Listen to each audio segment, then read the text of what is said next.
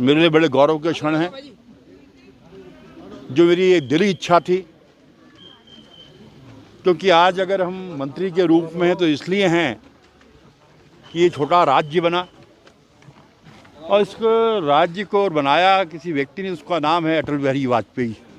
स्वर्गीय वाजपेयी जी जब देश के प्रधानमंत्री थे, 24 दलों की गठबंधन की सरकार थी, उसके बावजूद इस राज्य का निर्माण हुआ और हमारे जैसे छोटे कार्यकर्ताओं को भी विधानसभा के चुनाव लड़ने का मौका मिला, मंत्री बनने का मौका मिला।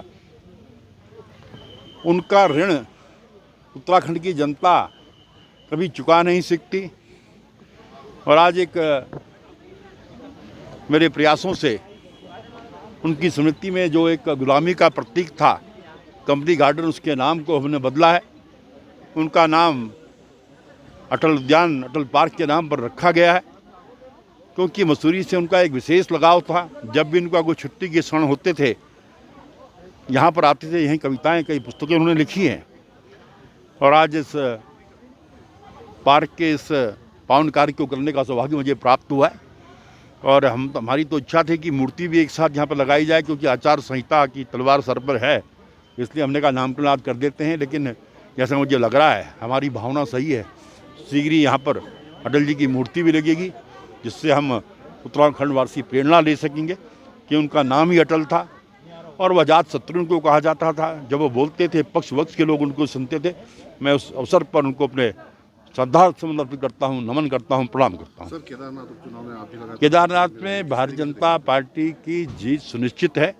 मैं 7 दिन वहाँ पर था और जो दृश्य मुझे दिखाई दे रहा है, उस सीट को भारतीय जनता पार्टी, हमारी प्रत्याशी आशा जी भारी मतों से जीतेंगे। सर, निकाय चुनाव होने वाले भाजपा की किस तरीके की तैयारी? देखिए, निकाय चुनाव, भारतीय जनता पार्टी तो एक चुनाव के बाद दूसरे चुनाव के लिए तैयार रहती है और शीघ्र ही आप देखेंगे अधिकांश नगर निगम पालिकाओं में भारतीय जनता पार्टी का बोर्ड होगा, भारतीय जनता पार्टी की सरकार होगी।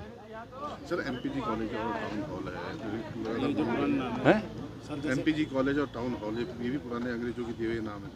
नहीं, धीरे धीरे भारतीय जनता पार्टी का बोर्ड होगा, क्योंकि स्थानीय स्तर पर बोर्ड से इनको पास कराना पड़ता है और हमने एक शुरुआत की है और शीघ्र इन नामों को भी चेंज किया जाएगा।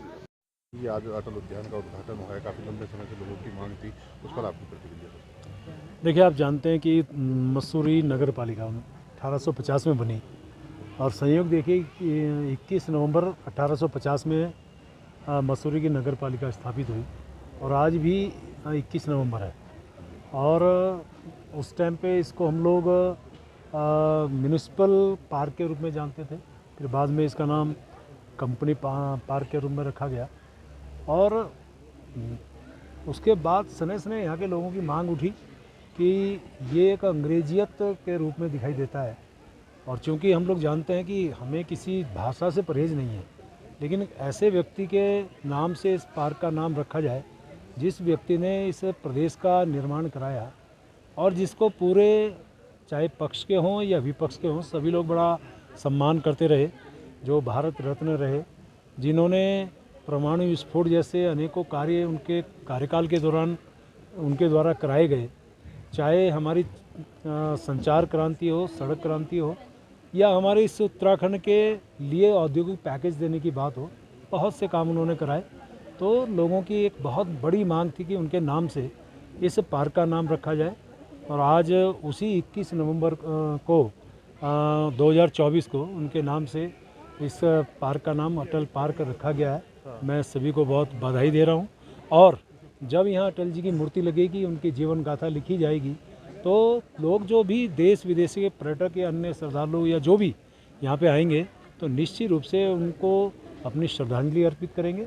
और आज मैं सभी को बधाई भी दे रहा हूँ और निश्चित रूप से बहुत जल्द यहाँ पे माननीय अटल बिहारी वाजपेयी जी की मूर्ति, यहाँ बहुत खूबसूरत मूर्ति यहाँ लगाएंगे ताकि जनता के आने वाले लोगों के जहन में उनकी तस्वीर हमेशा रहे। सर, निकाय चुनाव को लेकर आपने कहा क्योंकि कांग्रेस का कहना है कि भाजपा जो है निकाय चुनाव को पीछे ले जाना चाहती है, तो सर आपकी प्रतिक्रिया, कब तक आचार संहिता मिल जाएगी? मैं सभी को आपके माध्यम से बताना चाह रहा हूँ कि हम लोग बहुत जल्द निकाय चुनाव कराएंगे और ये मानिए कि आरक्षण की जो हमारी प्रक्रिया है उस पर अभी अध्ययन चल रहा है। जैसी वो पूरी होगी तुरंत आचार संहिता और उसके बाद चुनाव, यानी बहुत जल्द हम निकाय के चुनाव उत्तराखंड में कराएंगे। सर, केदारनाथ उपचुनाव को लेकर भाजपा की जीत की प्रतिक्रिया देखिए, है? सिर्फ आज एक दिन बीच में है, यानी कि आज 21 तारीख है, 23 तारीख को मतगणना है और 20 तारीख को चुनाव हुआ था।